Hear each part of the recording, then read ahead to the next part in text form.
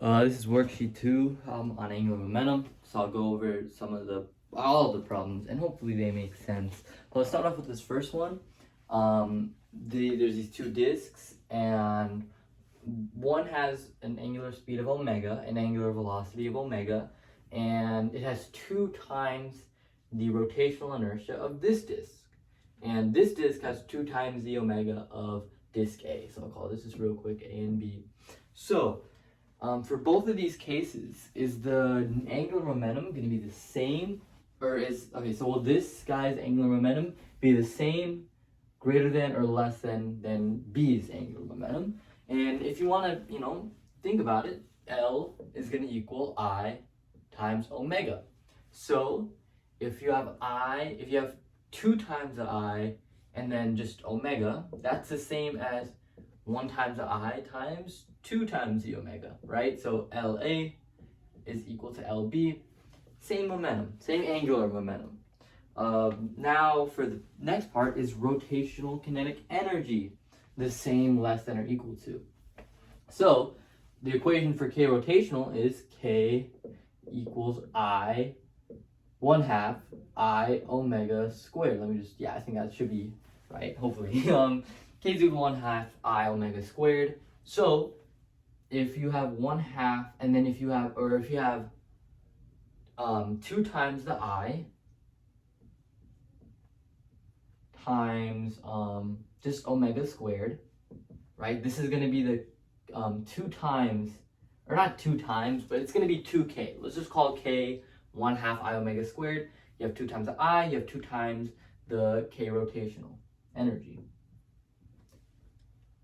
Okay?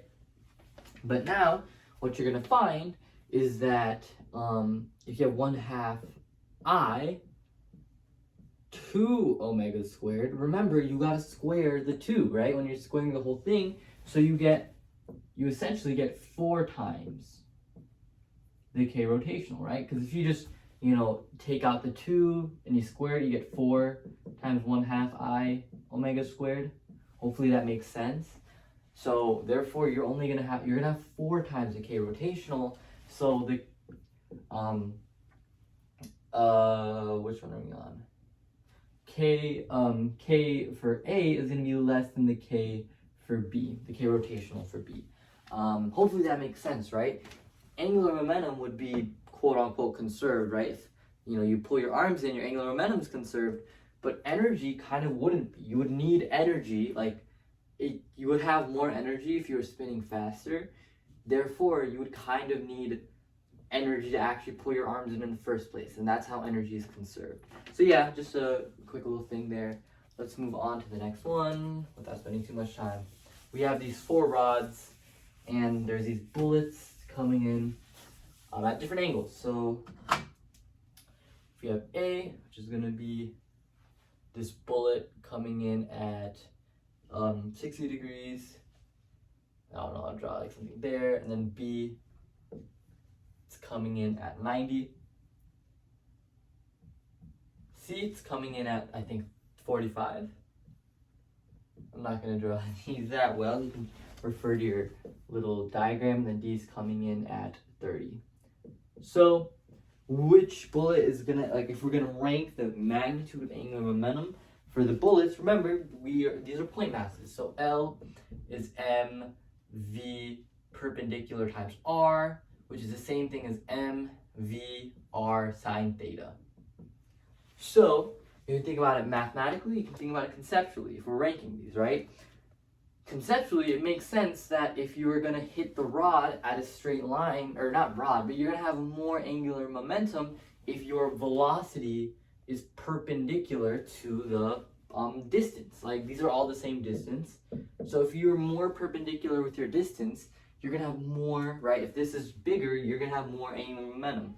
So it's going to be B, and then you're going to have A for ranking them, and then we're going to have C, and then we're going to have D. And think about it mathematically, this makes sense, right? Think about unit circle. Bigger theta means bigger sine, a bigger sine value. Therefore, you're going to have a bigger number. Sine 90 is 1, and then sine 30 is 1/2. So this is half the angular momentum of this. So that's kind of 2 ways to think about it. Hopefully that makes sense as well.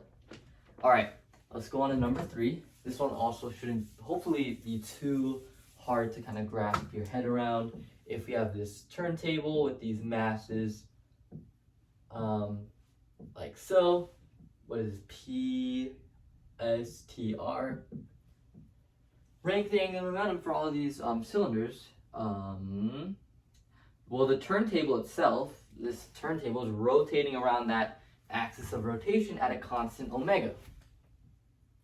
So remember, omega is the same thing as V over R, and the angular momentum for like a point mass is L equals M V perpendicular R. I'm gonna drop the perpendicular here because at any time, right, the tangential velocity is gonna be perpendicular with the distance. So it's just MVR. We don't have to worry about the perpendicular stuff. Which one's gonna have more angular momentum? Well, the ones that are gonna be, the ones with a bigger V and a bigger R are gonna have the most angular momentum. And it looks like these all are moving. They all have the same R, PST, and it's the biggest sort of R, the biggest sort of distance. And they also have the biggest velocity because they all have the same omega, right? They're all rotating at the same speed. And then using our bridge equation, wait a second. Yes, sorry, never mind. Okay, I think about it for a second. But they're all rotating at the same omega. So if you have a bigger R, you're also gonna have a bigger V to have the same omega.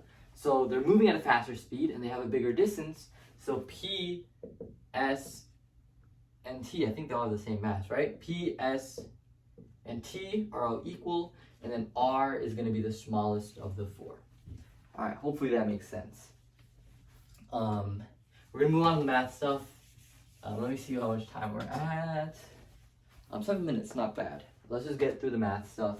We're just literally doing some calculations. So we determined the angular rotational momentum of a 10 kilogram disc-shaped flywheel of radius 9 centimeters rotating with a rotational speed of 320 radians per second. Okay, so we know L is going to equal I omega. Okay, we're solving for L. The rotational inertia for a disk is 1/2 mr squared. And we know all of these things. So we know the mass is 10 kilograms. So let me just do a better job at it. The radius of the flywheel is 9 centimeters, so that would be something like that. So we're going to square it as well, and then the rotational speed is 320 radians per second. Plug that into your calculator, you should get, if I didn't do this wrong, you should get exactly 12.96 kilogram meters squared over seconds. So yeah, hopefully that isn't too bad. We're gonna do the next one, which is with what rotational speed. So if we have let's just make this clear. If we have the disk, okay, it's moving at an omega, and then we're also gonna have a sphere now of same radius. Okay, and it's gonna be so we'll call this like omega naught. It's gonna be same radius as the last one.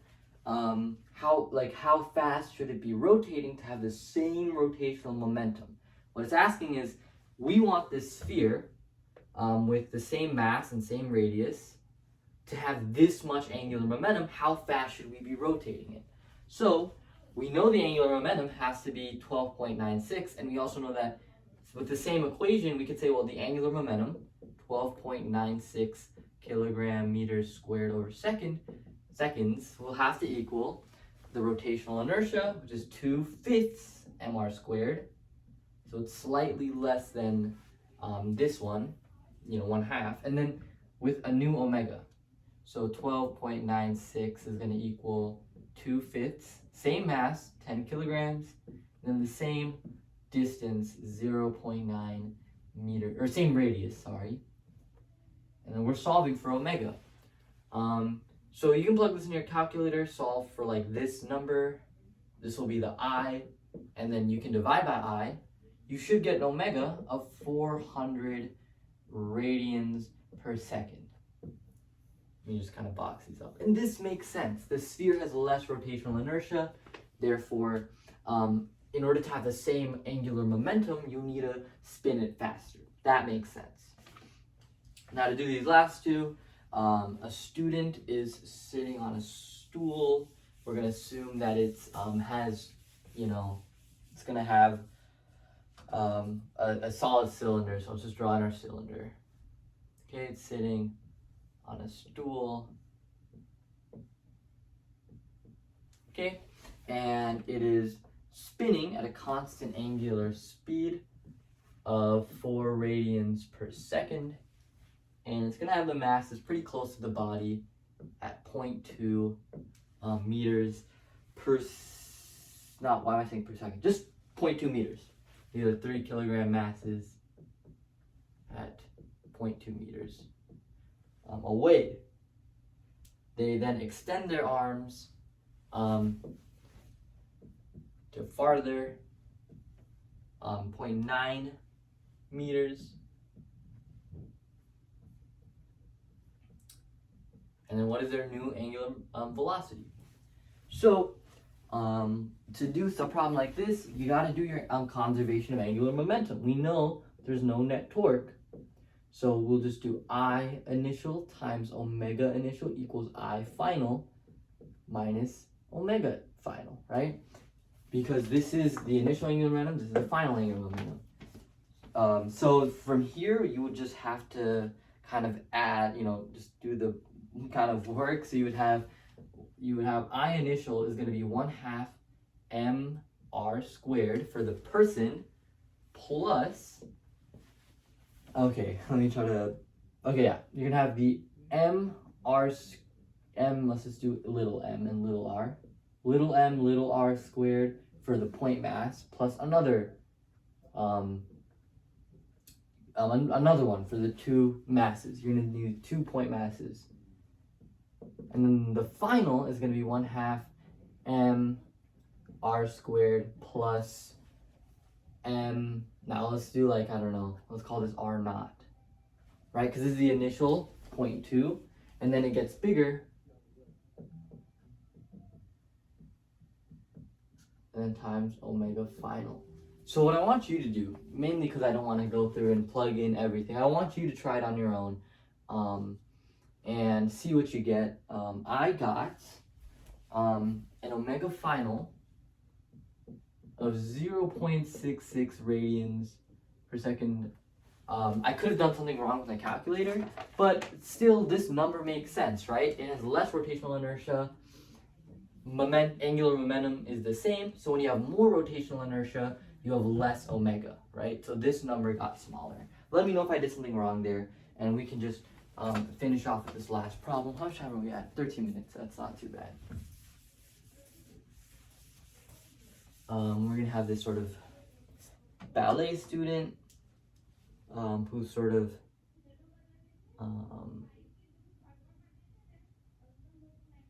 okay, yeah. So we have this ballet student who has her I don't know how what a ballet student does. She has her body extended and she's rotating at 1 revolution per second, and then after she tucks in everything, I don't know how to draw that. She just kind of does this, and then her rotational inertia becomes 8.09 kilogram meters squared, and her omega becomes 4 revolutions per second. So the question we have to figure out is what was her initial rotational inertia. And this problem is actually a lot easier than the last one, because if you have L initial equals L final, just like every conservation of momentum problem, then you're going to have I initial, omega initial equals I final, omega final. You can just kind of plug things in. You don't need an equation for rotational inertia, because they tell us, all right, be careful about this, by the way. 1 revolution per second is 2 pi radians per second. Just keep that in mind. I don't know if that'll affect the answer if you do, I don't know, just do 2 pi radians per second. The rotational inertia is 8.09. We have 8 pi radians per second because we're converting that 4 revolutions per second. Divide everything by 2 pi, and then you get an I initial of 32.36 what's the unit? Kilograms meters squared. And this number makes sense because if the omega increased by 4 times, right, it became 1 and then became 4, the rotational inertia must have decreased by 4 times. It was 32-ish, and then it became 8-ish. 8 times 4 is 32. So yeah, this number makes sense. Let's just do that final graph. And the angular momentum versus time, guess what? It's going to be the same exact number because the angular momentum was conserved. That's why we were able to do this. That angular momentum initial is equal to angular momentum final. There's no change in angular momentum. And hopefully that all makes sense. Thank you for watching.